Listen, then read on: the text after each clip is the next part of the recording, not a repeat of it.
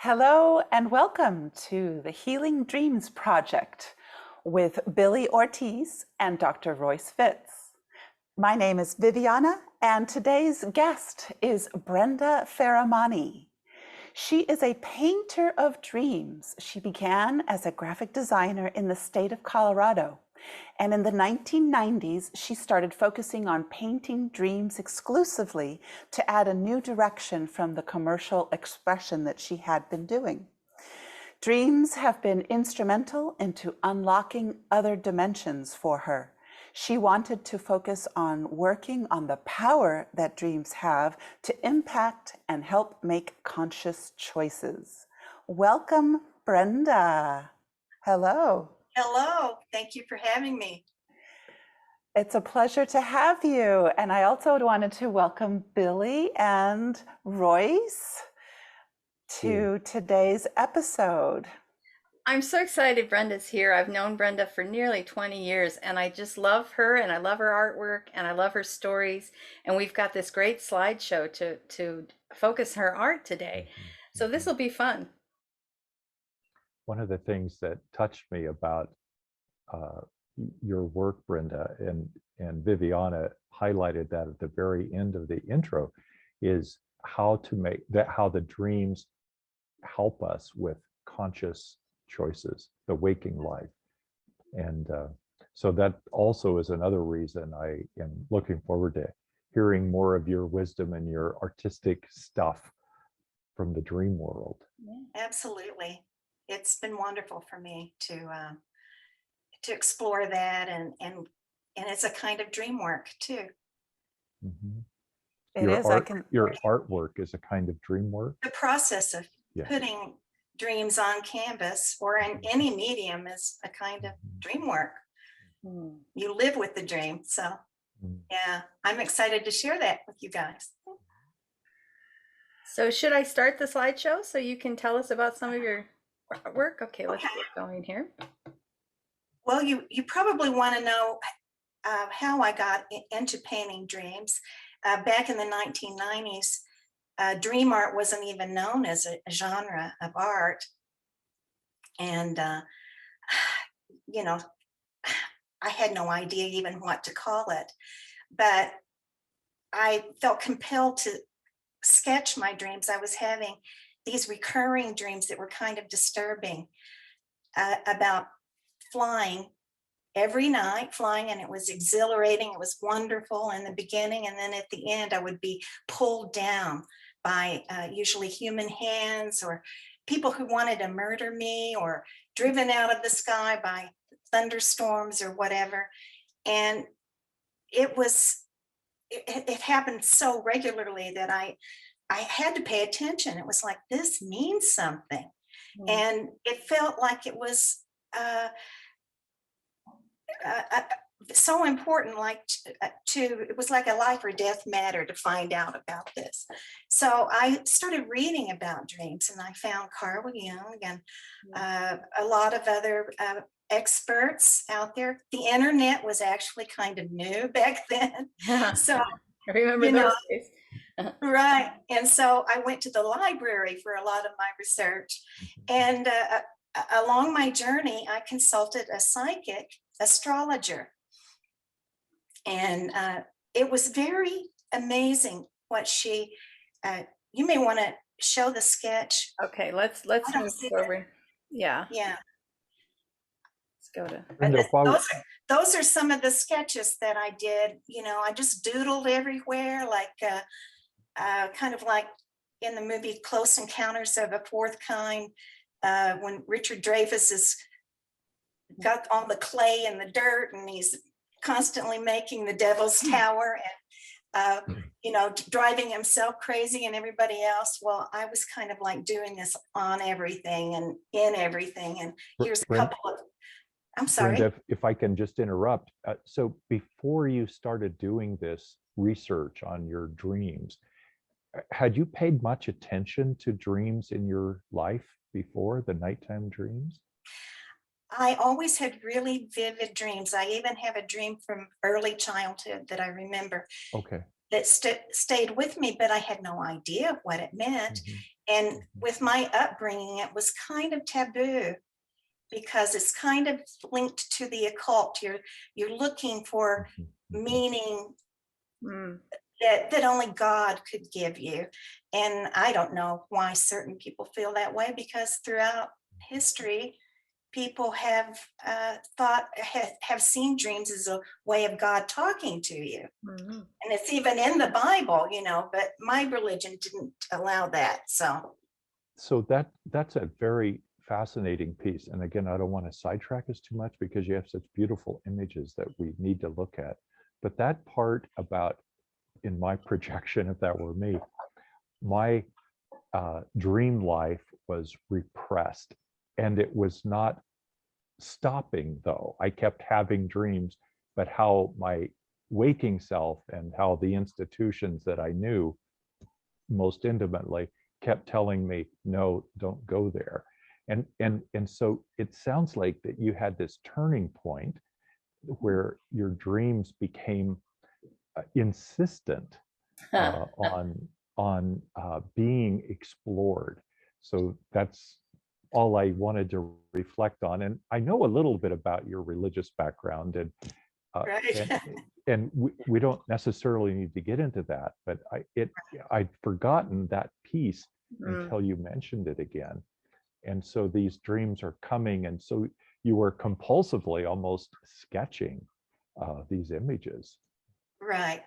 And so, yeah, I always lived in my dream life, whether anyone would allow it or not. It was kind of secret for me. And I think it's important for people to know that, because I think a lot of people relate to that on different levels, that the dream life is not to be paid attention to, that it's frivolous, that it's, Oh, it's often very much dismissed. I mean, I yeah, still run up against that constantly.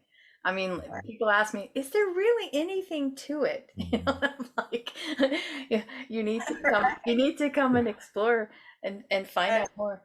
So tell us And, more about this sketch, and then we'll move to the next image. So this is, okay, well, this is the sketch. And so I began my search for meaning, of understanding the meaning of these dreams that I had all the time that really seemed nightmarish and seemed like a life or death issue.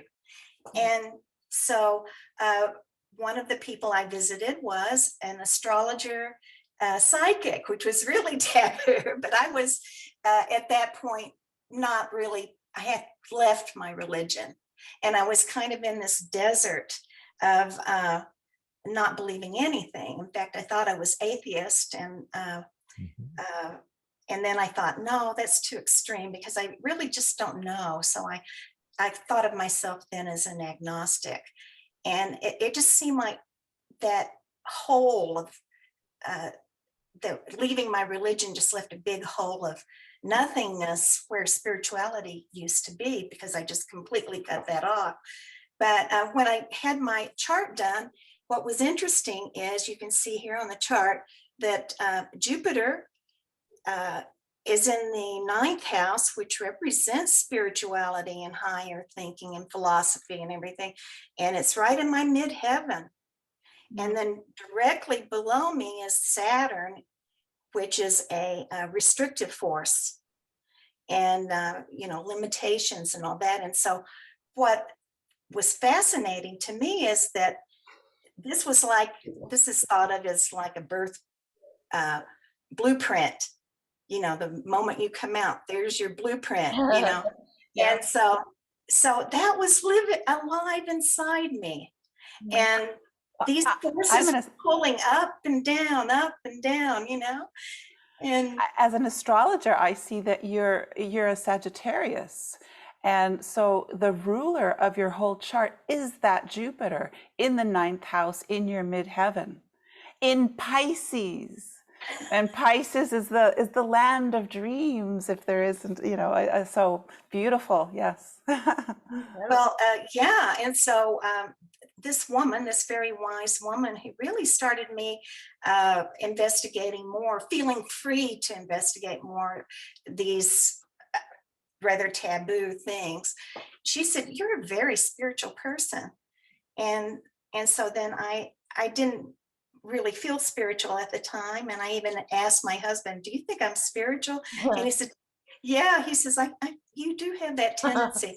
And then all of a sudden, I felt like I had permission to be spiritual without religion. And so from that day on, I began to really delve into my dream. These images down on canvas, and just to express the feelings. And so those sketches that you saw in the beginning ended up, these are the end products. Yeah, it was true that it became an actual physical thing for me to be held back and to find out that Jupiter, the expansiveness, especially in the area of spirituality and expression, was freeing to me. Now I could make conscious choices. Now I could say, I feel the restriction, but I can move into expansion, and I can say yes to more things, and I feel free to believe anything I want, to think anything I want. And that is so valuable, especially for an artist. You can't limit an artist's world view. They need to be free to explore anything and any subject and entertain any thought or image, which I wasn't allowed to before. So this was very freeing for me. And with all this new information, I really began to change and drop a lot of my conditioning and outdated ways of thinking and viewing the world. And that's reflected in this painting called Beauty's Challenge, where there's a building called, it's an actual beauty shop. And there's, in the sky, there are a nest of snakes intertwined, and then they start to unwind and fall to the earth, and they're all over the beauty shop and all in the air. And I fly up into the air and I see this with a bigger perspective. And so that I really feel that's my mind changing, and then it's actually being integrated and made into something physical. This gives me goosebumps. I've seen this image before, but not in a long time, and not having you and not ever having heard you tie that together the way you did with your expansion and growth. I need to say this. I as a theologian, as part of my world, and I've studied Middle Eastern and Western religious groups, faith groups, and I know about your background, Brenda. You know, I've had little conversations, and you are transforming that background of rigidity and wounding and constriction into this beautiful imagery of expansion and healing. And you have all of these snakes, you know, and many people look at snakes as creepy, crawly, evil energies. And again, out of that old religious background, that's what, in my view, in my projection, that's what I experienced. And you've allowed the truth of the transformative power of what snake means in other forms, which is very healing and very life-changing. And here it looks like a beautiful southwestern adobe building. I didn't know it was a beauty shop. And what a beautiful image that you created that is inviting you and inviting all of us to look at a new way to live. And as I've mentioned before, your sun sign is Jupiter. And there's the sun behind you representing Jupiter. Sagittarius. Sagittarius is ruled by Jupiter. And then Saturn is down there at the bottom. Also just, wow, just remarkable image and beautiful, everything, stunning work. Well, you can't really divorce my feelings of spirituality from my paintings. It's very much a part of it. Sometimes I wish it wasn't, but it's who I am, and I'm trying to express that feeling of of having been restricted and now being free. Wow. Oh. Well Amazing. said. See the next one here. You can switch it now to the next. I'm trying to. Oh, okay. It's not letting me. It's taken a second here. As you're switching, you said something about the piece that sometimes you wish it wasn't so much a part of your spirituality. And in my projection of that were me, it's like, ouch, there's some sorrow or pain there. Yeah. Well, if you're looking at things commercially, it is, you know, a lot of people find this kind of journey that I'm taking in personal growth with my artwork kind of scary, Yeah, because it takes them to those places too, I think. Yes, So, excellent. and Well this is said. this is the one that you and I talked about, Royce, called Enlightenment. It's a depiction of people on the shore, a rocky shore with trees, and an ocean. And everybody's eagerly awaiting this kind of celestial event that's going to occur. With no fear, they're excited. A star is to collide with the ocean. And I'm in the dream too, but my perspective is I'm way out in the ocean, like swimming, and I'm screaming to everyone, stay at least a mile away. You know? And so this painting was exhibited in Santa Cruz, California, at my very first International Association for the Study of Dreams, IASD, conference, dream conference, and they always have an art show. And it was part of the 2001 Dream Odyssey show. And people kept saying, that landscape looks just like Santa Cruz. And wow. then I had this feeling that not only was I awakening in some way from focusing in, but I had all these, this community, all these other dreamers that were also with me, experiencing a kind of awakening. And that was very exciting for me. I live in Santa Cruz, or I teach at UC Santa Cruz. Oh, so. You do? Is that true? I didn't see much of the ocean, but they said it looks a lot like it.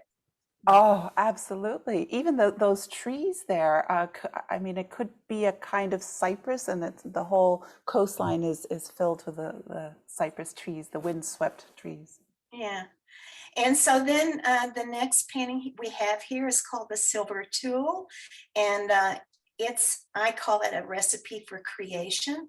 My son and I used to talk a lot about how humans create and how everything starts with an idea first, and then eventually it becomes concrete through descending into these different planes of expression. And so here in my painting, there are 4 planets. And in my dream, I had a silver tool that was like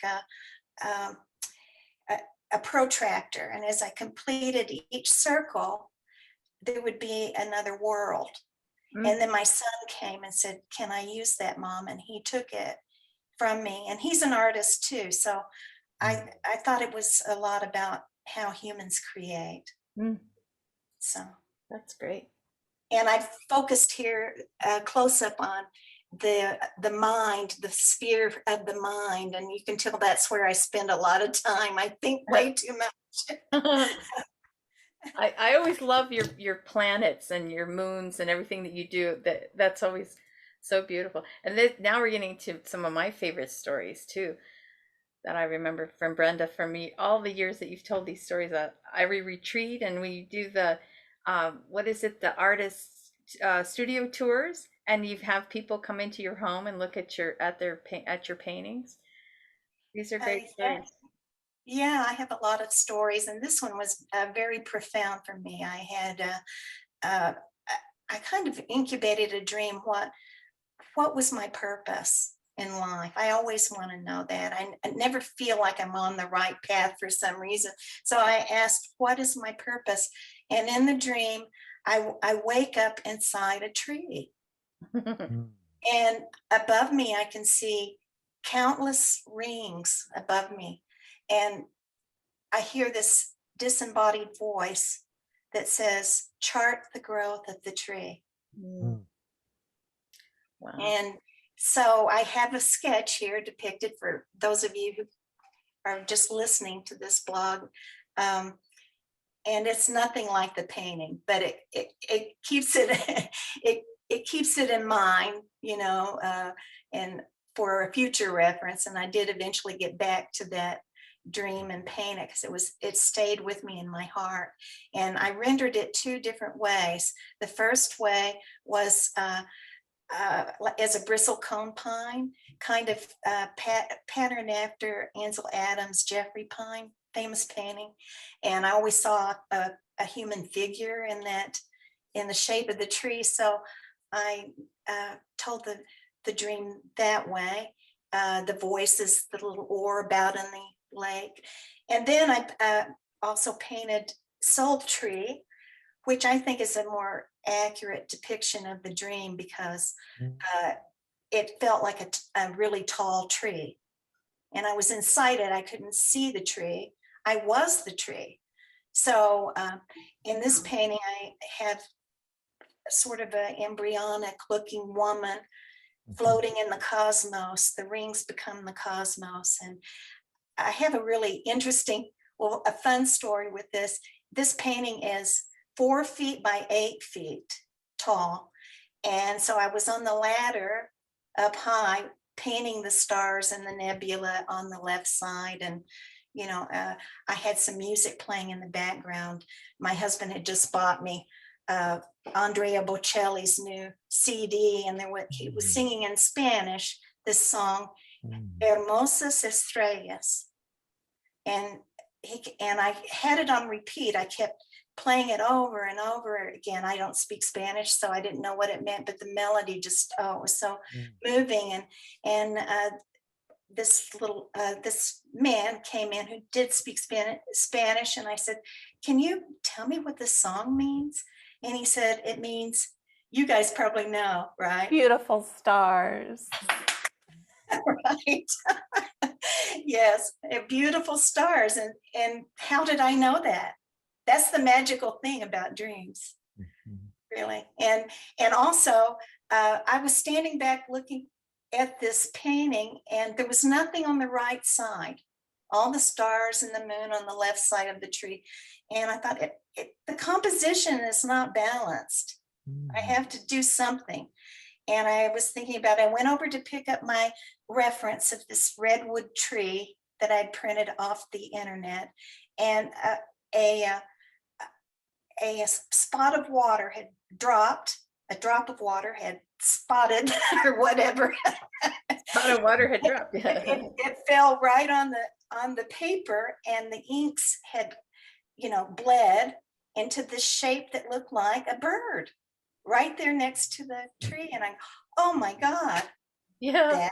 that's the voice. That's the dove. So that completed the painting. Oh, that's beautiful. Beautiful.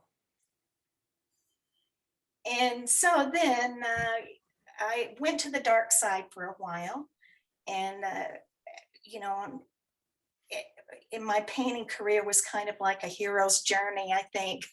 And, you know, I know where I'm going to go, and I'm excited. I go on this great adventure, but then I start encountering inner demons and the monsters along the way, like Joseph Campbell refers to. And I had a dream that I was completely surrounded by these energies, and it was pitch dark. I couldn't see anything, and it was terrifying. It was one of those dreams where I couldn't move. I could not move. I was paralyzed in fear, and I screamed out. I got enough energy to scream out. My poor husband, you know, had to hear this loud scream. I hate you. I hate you all. And of course, I wasn't free yet. I wasn't free yet, even though I gave myself permission to do the thing that I wanted to do most, to express my spirituality and everything, and follow my bliss. Well, I still needed to go deeper into the shadow because I was not free from my inner demons. If I can interject something here, again, either as a projection and or as a reflection, the experience of the expansiveness of the pictures, the paintings before, and how you became so, in a sense, enraptured with all of that beautiful expression and very healing. And it's like, because of the expansion, the fears, the deep embedded anxieties that are inside of all of us to some extent anyway, we're frightened, and we're now going to pull out all the stops to try, if it were me, to try to stop me from growing. And so I have these demons that show up, which on one hand are spooky and scary and evil-ish. On the other hand, it's kind of like, look how far I've come. If this were my dream, look how far I've come, that I'm so deep that the deeper resistances that I don't even know existed, suddenly are rebelling. And now it's like I'm facing my darkness. So as painful as it is, this is also a gift of going deeper into the cave of the unknowing.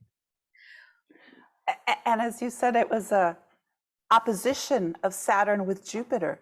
And that opposition is finding the balance, not only focusing on one, but bringing them both in, and then finding where that balance point is, at least astrologically speaking. Yeah, wow. Beautiful. And that's what the Jungians call tension of the opposites, finding the power of both and holding the paradox. And then also that's why Jeremy always said, dreams come in the service of health and wholeness, not in the service of comfort and convenience.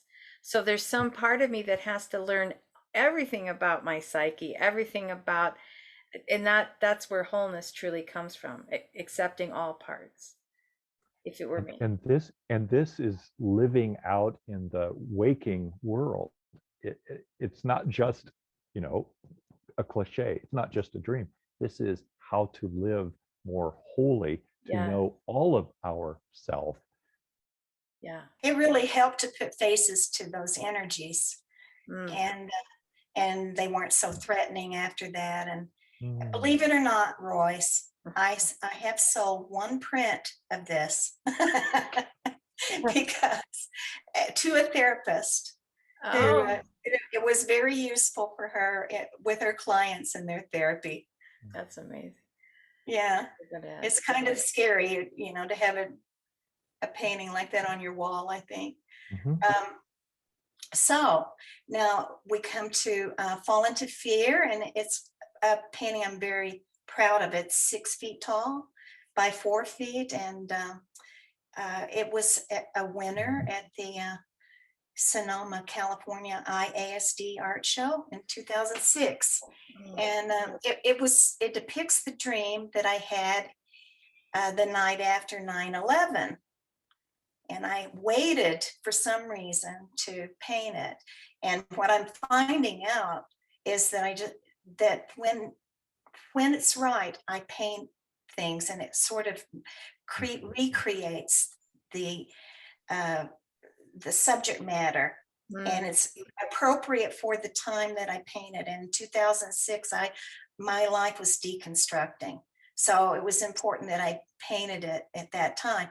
But in the dream, I'm in my bedroom, and I hear coyotes, and it's dark, and I go to a window at the foot of the bed, and I'm sucked out and to this void, pitch dark void that's just a bottomless pit, and I'm falling and falling. The feeling that you have when you're falling, it's excruciating, and it was so painful that I woke up in the dream. I became lucid.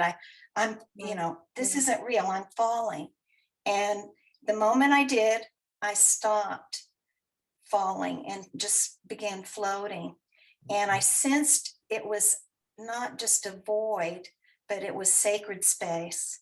Mm. And I yelled out, "What is for me here? What is for me here?"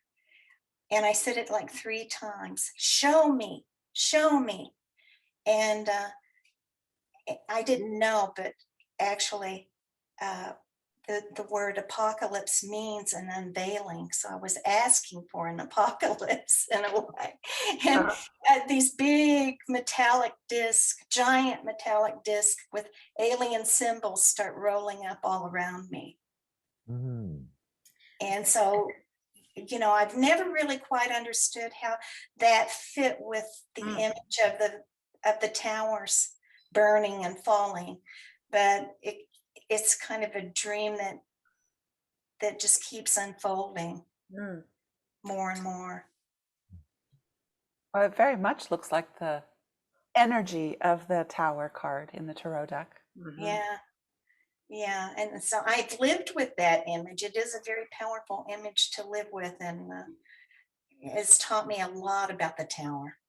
A lot. Yeah. Wow. And then this painting, in the dream, I find myself in the spirit world, and I ask Spirit for a name. I want a special name. And so Spirit names me Salmon. And they say, Spirit is they, and they say, we name you Salmon because you try so hard. And through your struggles, new creation is born. And at that moment, I feel myself as a fish swimming with thousands of other fish in the ocean. And I feel beneath me a big fish with my foot. Yeah. Not a fin. So I'm like part human, part fish. And so that's why it's depicted in the painting as a salmon with a foot. And the finger pointing, of course, Spirit. You could sort of feel like you're chosen to do something. And, you know, I feel like this is a good symbol for an artist, because you do have to swim against the current, and you do have to express things, ideas that are not popular. And it's treacherous and very competitive. And, you know, and it's all about getting to that place where you can lay your eggs. So it's birthing something new, you know. Beautiful. That's a beautiful metaphor. I remember working on this dream with you, and I remember being so fascinated about the fact that in my imagined version of the dream, to be able to touch the other fish with my human foot and feel the both and of being fish and human at the same time. We talked a lot too about the salmon of all wisdom, and that shows up in a lot of the the myths, the Celtic myths, that you know, so the salmon that we eat, if we eat it too early, we get the knowledge too early. That's how the Fisher King is wounded. He eats the salmon too fast. And so I remember having that long discussion when we were working the dream, and it's always stayed with me. And I've always remembered that image with that tactile feel of touching the fish with my foot, and then also being swimming. Right. So it's like amazing. It's just an amazing image. Right. So what would that be? Like, it feels shamanistic in a way, like being in two different worlds. I don't know. And what you said about wisdom, that's in Native American traditions too, and their stories.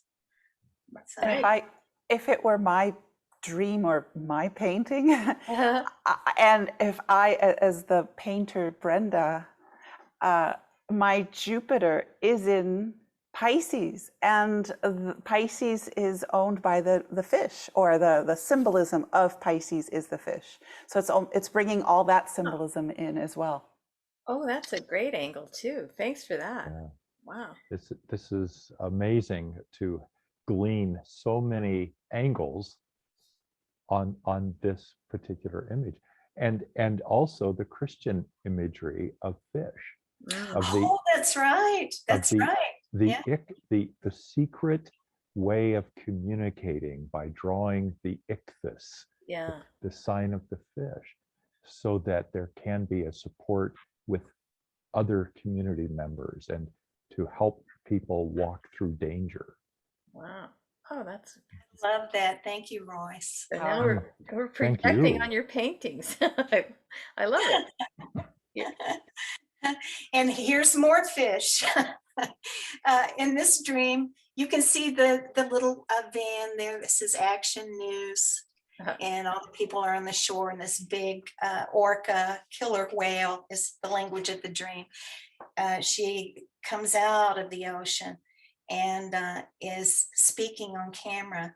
And she says that she's been pushing against Christianity for ages and finally gets to speak. And so this is all my stuff, you know, but it's the world stuff too. And, you know, at the time that I painted this, there was the catastrophic oil spill in the Gulf and all that destruction to sea life. And that's what inspired kind of the amber, dark amber colors. And, you know, for me, it was so wonderful to learn. I never knew this before until I started being with dreamers, that our human history began with matriarchy, and that then it became a patriarchy. And that's not really taught in any of the history books that I studied, and of course not the Bible. It starts with patriarchy. And so you know, there was something deep inside me, you know, yearning for that divine feminine to reemerge. And that's one thing that I learned from the dreaming community, and it helped me understand the images that were coming up in dreams. No wonder then that if it were my dream, I had dreams of these demonic figures, these, in my words, introjects screaming at me because I'm pushing against the traditional flow and the capitalistic / religious stuff of the world, that it has wounded the world and has wounded me. And that the oil spill is a symbol of how capitalism and wounded religion work together for the destruction of our world. Right. And here, and again, this other piece, there's such strong feminine energy in every one of these paintings I see. And I was just going to mention that, but you brought it up. It's like, yes, there is this power, matriarchal, feministic energy that is challenging and at the same time trying to heal, at the same time trying to rebirth. Right. Right. In the world that I came from, humans have the right to do anything they want with the planet. It's part of the Genesis account in the book of Genesis in the Bible, that there was a mandate to go and have in subjection all the animals and everything. So it's free license to do anything that you want to the planet. And I've always had that desire to live in harmony, which I think is the divine feminine. And you know, so anyway, that inspired this painting. Well, before we switch to the next slide, I just happened to notice, because I hadn't seen this painting up close for a long time, that all of these religious artifacts are kind of cast onto the onto the beach.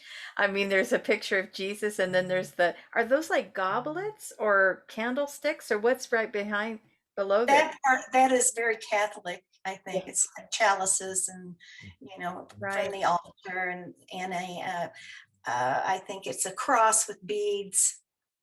Yeah, and then there's some like figures that are floating right in front of where the whale is. It looks like with a crown. Is that one of the wise men or something there? It looks sort of medieval looking statues from very ancient churches. Yeah, very cool. There's a lot of detail there, and I love how the whale is like actually appearing on the news. I love it. It's so great. You gotta love dreams. They have such wonderful images. Okay, let's see what the next one Yeah. is. And so this painting called Freedom Heart is the result of a hypnotic journey. Um, and actually, I was hypnotized along with 50 other people at a dream conference, and Deidre Barrett was the one who did this amazing work and guided us all. And in my hypnotic dream, I went down under the ocean and I kept hearing this beat, and I went to the like proverbial treasure chest and opened it, and a red thing flew out, and I followed it to as it burst through the surface of the waters, and it had wings. It was a heart with wings. It had a veil and a crown too, which I didn't know, but has I did some research after, and that has some Islamic roots and Christian roots too. Wow. So I don't know. You probably know more about that, Royce, than I do. But Well, only by what it drums up in me and the imagery. So yes to all of those, and the Sacred Heart is there, which is very Catholic. yeah, And what I experience is the need to push against the wounded, distorted interpretation of faith. And this picture is like the end result. If this were my dream, this is where I go when I push against and I reform myself. And this becomes very healing for me out of my depths, symbolized by the ocean, and my tears, my sorrow. And out of that, I'm reborn in this ocean of compassion and love and healing. Wow. Beautiful. that's beautiful. I feel like it caused a kind of commitment in me, and I kind of identify with mystics now. You know, Preach it, sister. Good for you. yeah, I kind of I really dig the mystics, you know, and of any religion. That's this, almost any mainstream of religion, like Christianity or Islam or whatever they have. They're a group that is not so literal, but soul driven or whatever. So that's what I am now, and it felt like I was in love and felt committed to that part of myself. It was very healing. It was very healing. So this is a way in my dream that I've invented in a healthy way, my own spiritual walk.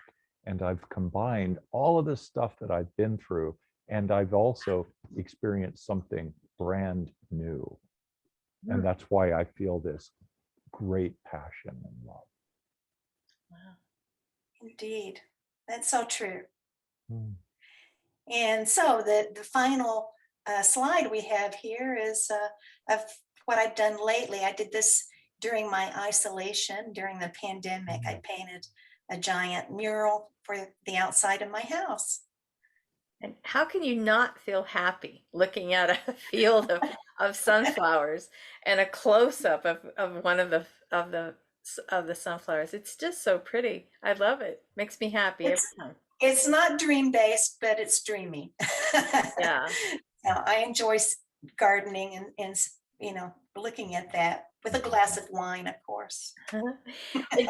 And you told me the other day that this I remember you saying, but this is something I did just for me. Like this is the first time I did something just for me. I think that was beautiful. So Thank you. And again, it kind of grows out of the previous picture of me coming out of the ocean and feeling healed and restored. And now I'm painting something that is a waking life dream. And I'm placing it in my beautiful garden on this beautiful little cottage looking building. Yeah. And we also talked about how collectively now, it's even more timely because of Ukraine having their national flower is sunflower. So Mhm. so Oh, this I this didn't. came And their colors are yellow and blue. right, right. Mm. Beautiful work, Brenda. Thank you for sharing. Oh, and here's And this is my studio. Like uh, with some of these paintings that we talked about. Almost all the paintings we talked about today have been worked at Billie's retreats. And I'm so grateful for that because I most of the things that I paint have many unconscious meanings, levels of meaning that I haven't even begun to explore. So I enjoy hearing insights from others.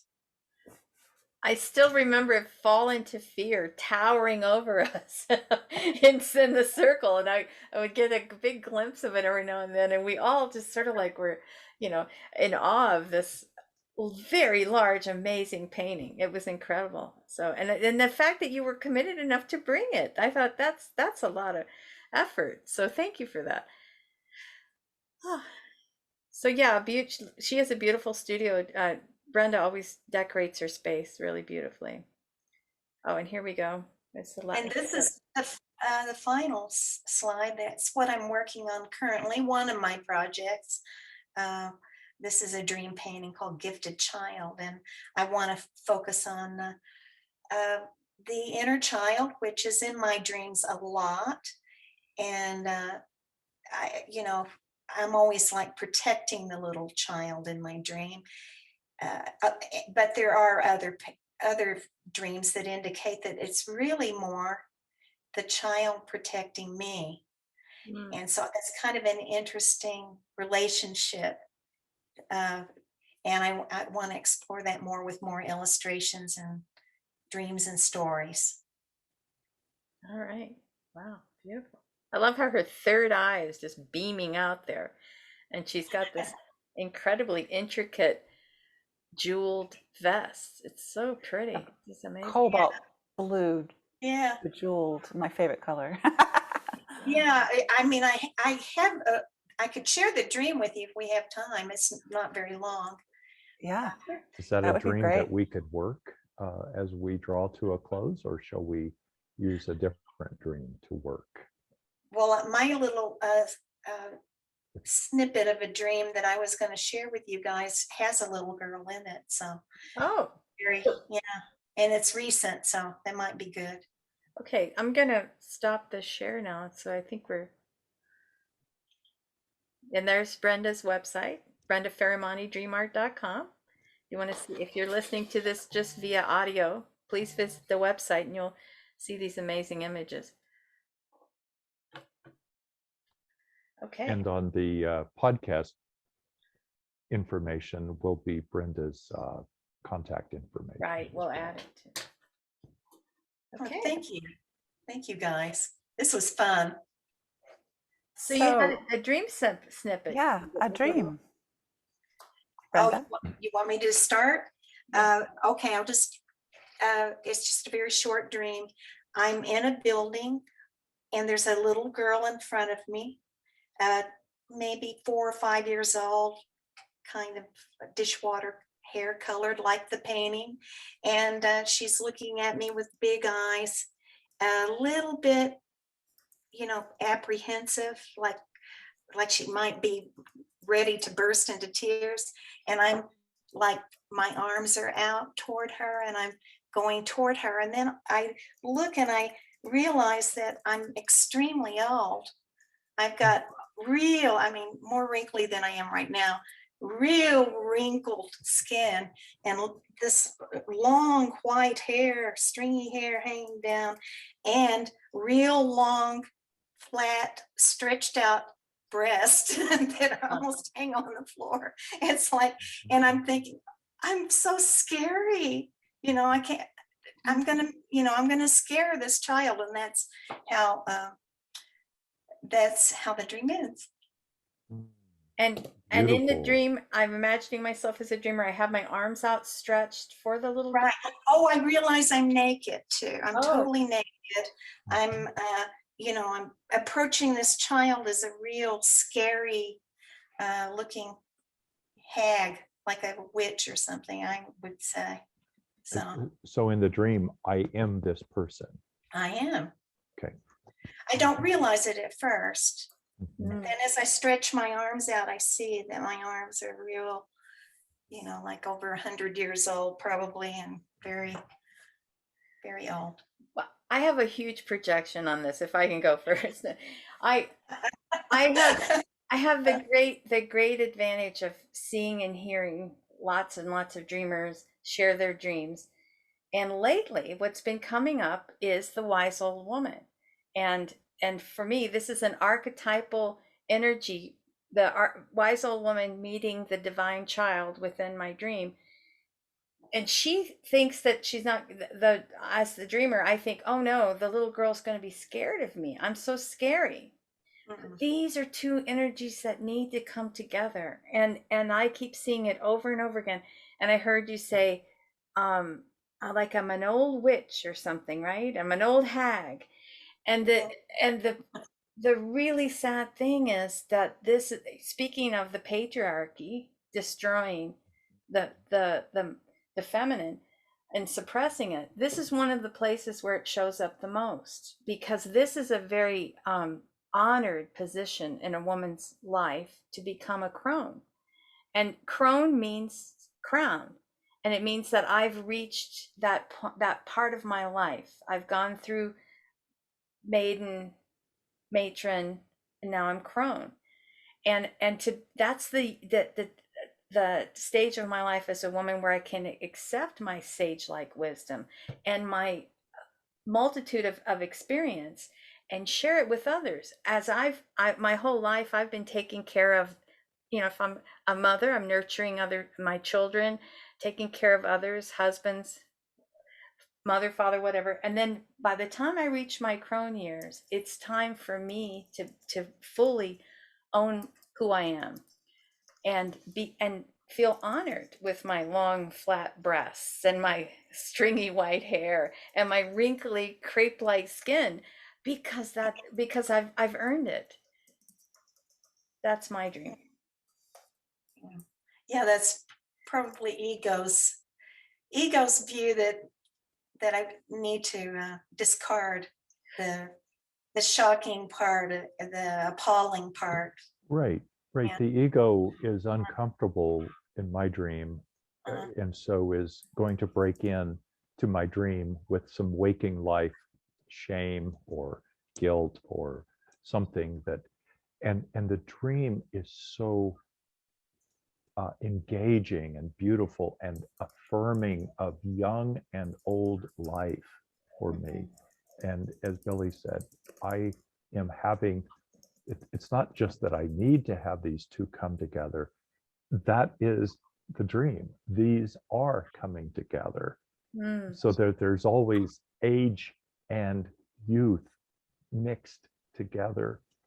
And so this is also for me kind of a rebirthing of myself and the world's self.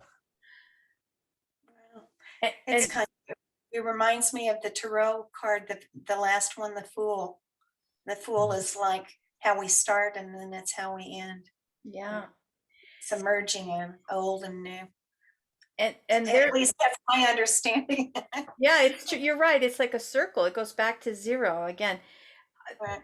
And there is and was a systematic approach from the patriarch to destroy and minimize this part of a woman's life, and to characterize it as, she's an old hag, she's an old crone, and she could just like a witch, all of these things that are, and it's like, wait a minute, there's so I would say part of, as the dreamer, one of the reasons why this archetypal energy would come to me so clearly in my dream is that part of what I can do is to try to help switch that understanding of when a woman's in her crone years, it's really an honored and revered position, not an old hag to be discarded, not an old witch to be dismissed. And it's because most men, now this is a generalization, so please forgive me. And Current men excluded, current men excluded. That no, a lot of men um, are afraid of this particular stage of a woman's life because we do become more powerful when we reach that stage. Yeah. so that is a powerful statement, and I need to own my masculinity in this culture, that is at some level likely true for me too. I'm afraid of that. And what is beautiful about this dream and the images of the whale in this other dream and artwork is the pushback, the powerful pushback against wounded masculinity, wounded patriarchy, that is oppressive, and how at this stage in my life this needs to be challenged in new ways. And and I like that. and I'm doing that. The dream is saying I'm doing that, and now I need to continue to find waking life avenues for me to do that, and I won't be popular. Right. Because the resistances, the anxieties, the woundedness Right. is all around us, whether it's in the Ukraine or whether it's on Wall Street or in our neighborhood church. Right. The woundedness is pervasive. Right. And there is that feeling that's sort of pervasive in all my artwork and dreams of being scary. So this is scary. You know? I don't want to dominate, but I've got to say this with our friend Jeremy, who often said, when we have these kinds of dreams and we feel scared and we're overwhelmed because all of this stuff is pervasive, the dream doesn't come to simply frustrate us and say, look how awful it is, and good luck with that. Yeah. But there is a way. That's right there. Yeah. Yeah, there is a way to live out, even on the microscopic level, this new self, and that it affects the other selves. It changes the universe a molecule at a time. Wow. Beautiful. If it were my dream, Mm-hmm. the images that came to my mind was the Temperance card in the Tarot, which is about balance, balancing the old with the brand new, and the merging of the two. It also reminded me of the Moon card, which is about that inconstant moon or everything that is rebirthed, as Royce said, comes again, goes around. But most of all, I loved Billie's reverence to the crone and our need to respect our inner crone, or my need to respect my inner crone. And as I move into my power in my wisdom years, my revered years, my honorable years, I have so much to offer, so many years of wisdom to offer. So I would use the dream as a reminder to just embrace all of it and put it all together in a new and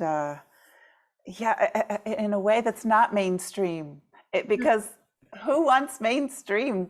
I want to be my own unique voice, my own beautiful, powerful crone self. Yay. Thank you for that. Yeah, that gives me confidence. I think this will definitely be an illustration in the book, maybe the final one. Yeah. And like I said before, it's she's knocking on the door. Crone is knocking on the door because I keep seeing it in more dream after dream after dream. So there's some need to really embrace this and bring it back into a loving position, because she's one of the archetypes, and it's such an important part of our life as a woman, for us to really own that. So the fact yeah, go ahead. Sorry, I was just saying, I need to see more images, positive images of the crone out there. So I look forward to seeing your new images, Brenda. Oh, thank you, Beautiful. Viviana. Beautiful. Thank you. Wow. Yeah, I guess wisdom is scary. it's been scary for me to discover that really deep wisdom that also includes the shadow. So Yeah, right. it's very freeing, though, very freeing. Well, thank you for joining us, Brenda. I'm so glad you came and shared all your stories and your artwork. It's just amazing as always. And it's really great to connect with you and to project a bit on your paintings and to project a bit on your dream. So thank you for coming It's today. been- Isn't that amazing how you can project on artwork too, just like you do on dreams? I enjoy that. Always, yeah. Thank you for having me. We've known each other a long time, but not very deeply. And today, Brenda, it's like I have this whole new appreciation for the work you do and the gifts you give to us and to our world, our sleeping and our waking worlds. Yeah. Yeah. Thank you. Very kind. Yeah, Brenda, I've just am in love with your artwork. I'm a musician, so in a way I'm a fellow artist. And I very much respect and loved hearing about your process and how you came up with your wonderful images and how you're able to capture the dream and just put it on the paper. I just so respect and loved every single one of your images. Oh, thank you. Thank you. Very nice to be appreciated. Well, Billie, do you want to talk about the dream hotline? Yeah, I do. I want to be sure to mention it. Royce and I thought it would be a great idea to offer a dedicated phone line for people to be able to call in and leave a snippet of a dream, or a dream image that they're interested in learning more about. We want to hear it in your voice so that we can actually include some of the audio in the podcast. So the number is 720-573-9195. So we'll also have that in the notes for the podcast, but 720-573-9195. It takes a little while for the voicemail to pick up, so be patient, and then you can leave a message around 2 minutes, maximum is 3. So just keep that in mind as well. And if you want to, go ahead. No, go ahead. And for the dreamer to make sure they don't accidentally reveal some personal information about themselves or someone else. So we want to make sure it's a safe leaving a message. That's very good comment. Yeah, for the confidentiality of anyone leaving a message, please only use your first name and don't use anyone else's name. That's a good comment.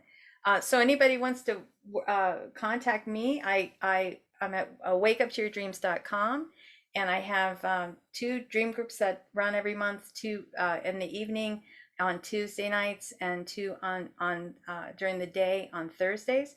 I'm also going to be part of the DreamWork Summit that with the Shift Network, and the specific dates on that will be coming up soon. And that's all I have to say right now. And Royce, where may people contact you? Yes, hopefully simply at roycefitz.com. And I'm a spiritual counselor and dream worker, and peruse around my website, and feel free to reach out to me as well. So thank you. This has been an enriching experience. And Brenda, one last time, where may we contact you? My website, BrendaFerrimani.dreamart.com. I know Ferrimani is difficult to spell, but if you Google Dream Art, and especially if you Google images, you'll see some of my images.